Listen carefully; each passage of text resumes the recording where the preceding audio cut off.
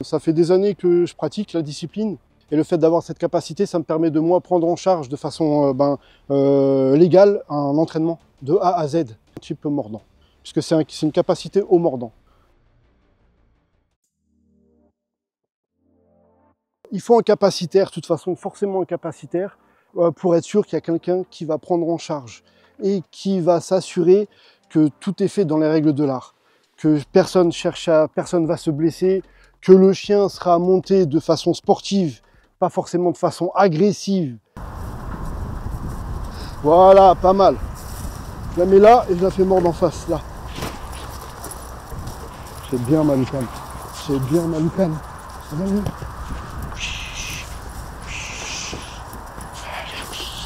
Super ça. Super ça. Vas-y. Vas-y.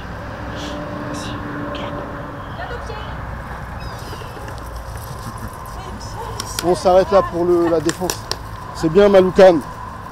Il y a des types de races qui ne peuvent pas exercer le mordant, la discipline, et d'autres comme le malinois, le béa, peuvent l'exercer. Ça, c'est la centrale canine qui a déterminé déjà au préalable qui pouvait.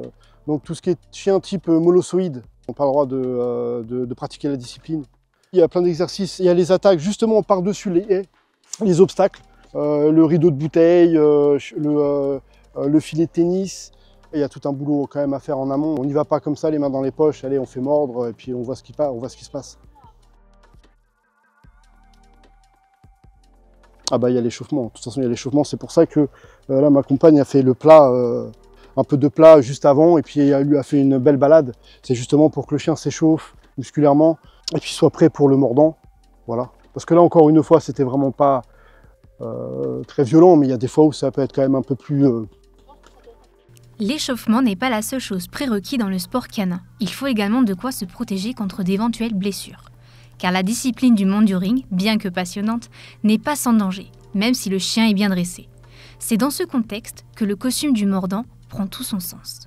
Il doit peser, de base, il doit être à 10-12 kg.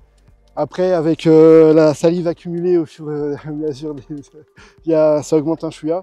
En fait, il protège de la morsure, il protège des dents, mais l'impact est là. Donc des vrais impacts, on se retrouve avec quelques bleus un peu partout. C'est simplement, il nous protège simplement de la pénétration de la dent dans la chair, quoi, en fait. Bénévole depuis plus de 18 ans au cercle canin roquebrunois, vrai passionné, Stéphane Mingham, moniteur de club avec la capacité du mordant, vit de son métier d'éducateur canin depuis maintenant 5 ans. Son but est de chercher à comprendre chaque chien et trouver ainsi la meilleure méthode de travail et de communication, afin de créer une osmose entre le maître et son chien.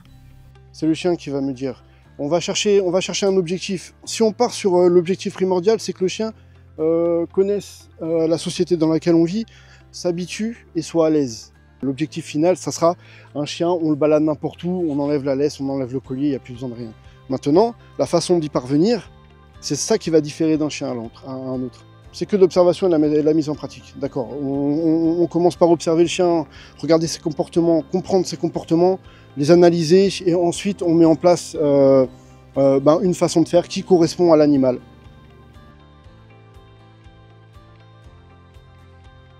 Les règles qu'on va lui imposer, elles sont propres à notre société, mais elles ne sont pas propres au règne animal en fait. Donc les chiens agressifs, c'est simplement un comportement qui potentiellement on aurait pu lui apprendre, mais sans faire attention, sans faire exprès. Parce qu'on va réfléchir en tant qu'être humain et pas en tant que chien, l'anthropomorphisme en fait.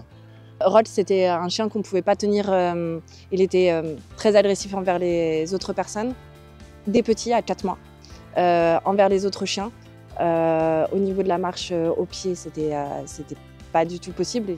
Il est hyper protecteur. Pour avoir ce genre de chien, pour moi, c'était obligatoire en fait d'aller voir un éducateur. J'ai déjà eu des chiens avant et un éducateur, rien que pour la sociabilisation, déjà, c'était recommandé.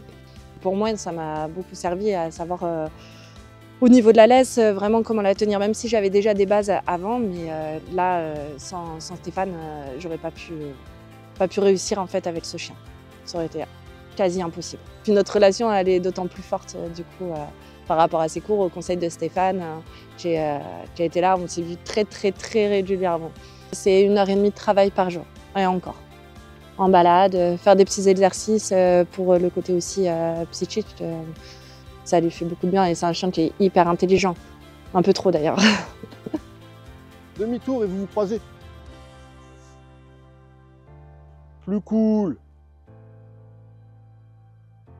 Félicite-le, c'est bien là ce qu'il a fait. Juste la voix, juste la voix, juste la voix. Ne laisse pas diriger la manœuvre. Chélie, demi-tour. Voilà. Ouais, tranquillement. J'ai commencé avec le malinois. C'est ma race de prédilection. Mais, ouais, mais j'aime tous les chiens, moi. Moi, le lien avec le chien, je l'ai tout de suite. C'est très rapide. J'arrive assez facilement à communiquer avec, en fait. En le lisant, j'arrive à comprendre assez rapidement ses besoins. Je sais ce qu'il lui faut, donc je sais à peu près comment lui parler. Et puis, étant donné que je sais comment lui parler, ben, le chien, ben, il m'aime, quoi. Voilà, parce qu'au moins on arrive à communiquer. Je lui demande de faire quelque chose, il le fait, et moi je le récompense. Voilà, on a réellement communiqué. Et ça se fait quand même assez rapidement. C'est ce que je cherche à apprendre aux gens. Ne serait-ce que lire leur chien pour apprendre à communiquer avec. Le chien, le maître vient pour éduquer son chien. En fait, c'est souvent pour faire éduquer son chien. Mais il ne se rend pas compte que c'est lui qui va éduquer son chien. Moi, je vais éduquer le maître, en fait. Simplement, je prends le chien un peu en main pour le comprendre un peu mieux, pour justement avoir ce petit lien physique, cette petite connexion.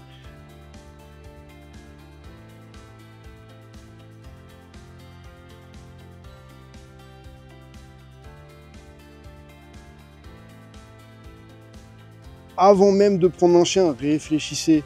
Réfléchissez bien au temps que vous allez pouvoir lui consacrer, à l'argent que vous allez pouvoir lui consacrer, et à la réelle motivation, pour quelles raisons réellement vous voulez un chien. Et une fois que tout ça c'est clair, c'est net, là, ouais, prenez vraiment cette décision. Là, oui. Et éduquez-le assez rapidement. De ne pas penser qu'on sait tout mieux que tout le monde, et parce que c'est le chiot qui va en payer. C'est le chiot qui va payer les pots cassés. C'est simplement pas le maître, c'est le chiot. On va en refuge, tous les chiens qui ont été mal éduqués, voilà, ils se retrouvent là-bas.